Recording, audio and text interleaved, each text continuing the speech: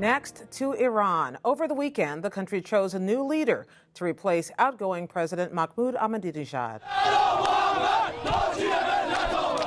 Crowds poured into the streets of Tehran on Saturday evening, cheering for the country's next president, Hasan Rouhani. The man, widely described as a reform-minded cleric, won Friday's election in stunning fashion. He captured nearly 51% of the vote, enough to avoid a runoff, and well ahead of several more conservative candidates. God willing, this election will be a prelude to the changes that are demanded by the people. This includes, of course, a revolution in the economic, cultural, social, and political fields. Rouhani's win was marked by a late surge as reform voters coalesced behind him in a turnout that topped 70%. It was a far cry from the mass protests that followed the 2009 election.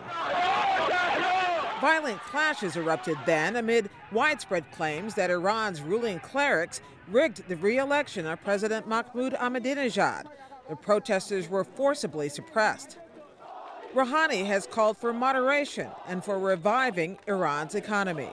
In recent years, international sanctions aimed at Iran's nuclear program helped fuel rising inflation and high unemployment. Rouhani presided over nuclear talks with the West between 2003 and 2005.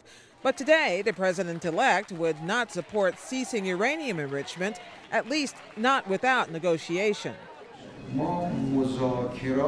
We will make nuclear talks more active.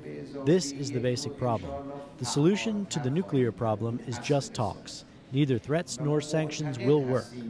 Rouhani left open the door to improving relations with the United States. The problem is complicated and difficult. There's an old wound that should be dealt with prudence. Of course, we are not seeking tension or increasing the tension. Common sense says our two countries should think about the future more than the past. U.S. officials cautiously welcomed Rouhani's victory, but State Department spokeswoman Jen Psaki said the Obama administration wants to see more.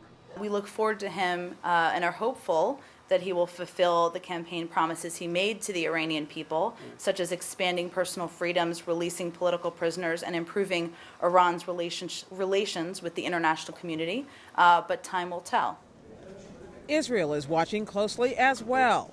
Prime Minister Benjamin Netanyahu has threatened military action to stop Iran's nuclear program. He spoke Sunday. While the elections no doubt expressed a dissatisfaction of the Iranian people with their regime, I don't see it producing the genuine change in Iran's nuclear policy. Israeli President Shimon Peres, by contrast, took a more hopeful stance regarding the new Iranian leader. He says he will not go for these extreme policies. I'm not sure that he specified what will be his policies, but it will be better, I am sure, and that is the reason why the people voted for him. Rouhani now confronts the challenge of satisfying demands for change at home and abroad, while staying in the good graces of Iran's hard-line supreme leader, Ayatollah Ali Khamenei.